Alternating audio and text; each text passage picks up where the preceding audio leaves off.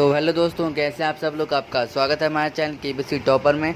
हम आ गए हैं आज की एक नई वीडियो में। आज की वीडियो में आपको बताएंगे केबीसी के रजिस्ट्रेशन के लेवल 2 जिसे हम IVR कॉल भी कहते हैं उसके बारे में। बहुत लोगों को इससे दिक्कत हो रही है, बहुत लोग की IVR कॉल आ नहीं रही हैं। बहुत लोग बोलते हैं कि हम इसमें जब अपना एज डालते हैं तो हमारी IVR कॉल हो जाती है कट, और बहुत लोग इस कॉल को उठा नहीं पाते हैं। तो वो हमसे पूछ रहे हैं कि क्या हमें ये कॉल दोबारा आएगी या नहीं आएगी। बहुत लोगों को IVR कॉल से बहुत सारी दिक्कत है। तो आज की वीडियो हम उन्हीं सारी दिक्कतों का हल लेके आए हैं।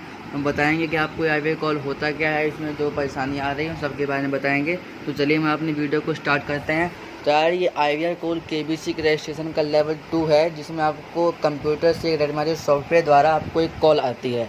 तो ये कॉल डेली 16,000 शॉर्टलिस्टेड जो बंदे होते हैं उनको की जाती है। अगर आपने एक ही मोबाइल से 2-3 नंबर को एक ही ऐप में रजिस्टर कर रखा है तो आपको रेडमाइजर सॉफ्टवेयर द्वारा कॉल आने में दिक्कत हो सकती है। तो आपको इस बात का ध्यान रखना है कि आप अपने एक ही मोबाइल से एक ही नंबर में रजिस्टर करें और उसी से डेली क्वेश्चंस के आंसर दें।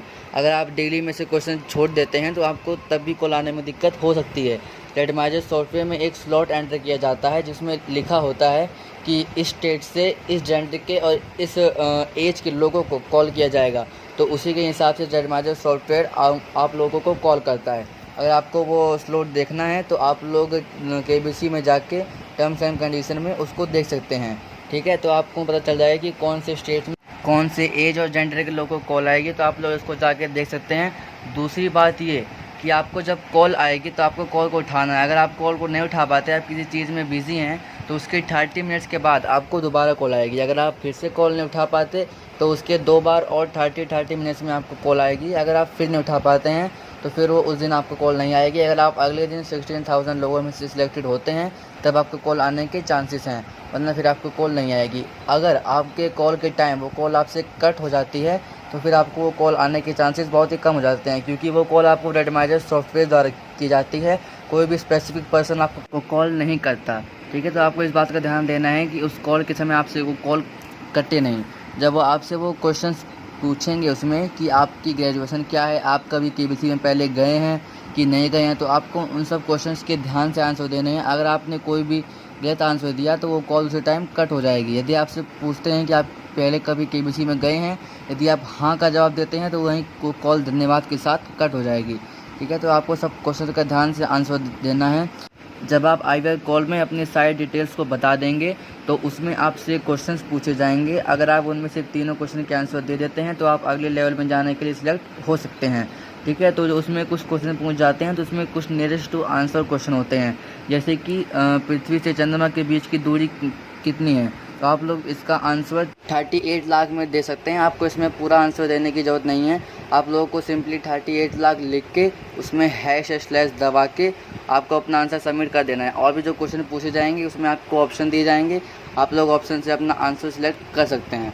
बहुत लोग को ये भी दिक्कत आ रही है कि वो लोग जब अपना एज डालते हैं तो उनका कॉल हो जाती है कट।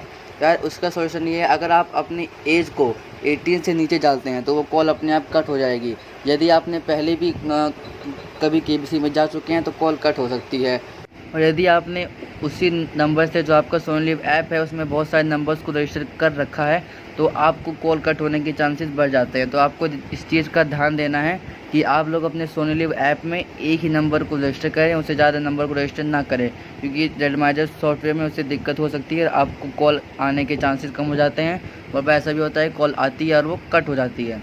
तो आपको इस चीज़ का सबसे ज़्यादा ध्यान देना है कि आप लोग अपने सोनीलिव के ऐप में एक ही नंबर को रजिस्टर करें और उसी से डेली क्वेश्चंस के आंसर दें।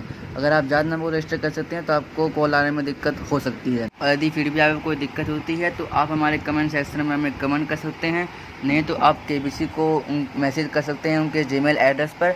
यदि आपको उनका जीमेल एड्रेस नहीं पता तो मैं वो डिस्क्रिप्शन बॉक्स में दे दूँगा। यदि आपको हमारी वीडियो पसंद आई हो तो वीडियो को लाइक और चैनल को सब्सक्राइब करना ना भूलें। तो चलिए मिलते हैं अगली वीडियो में, तब तक के लिए बाय।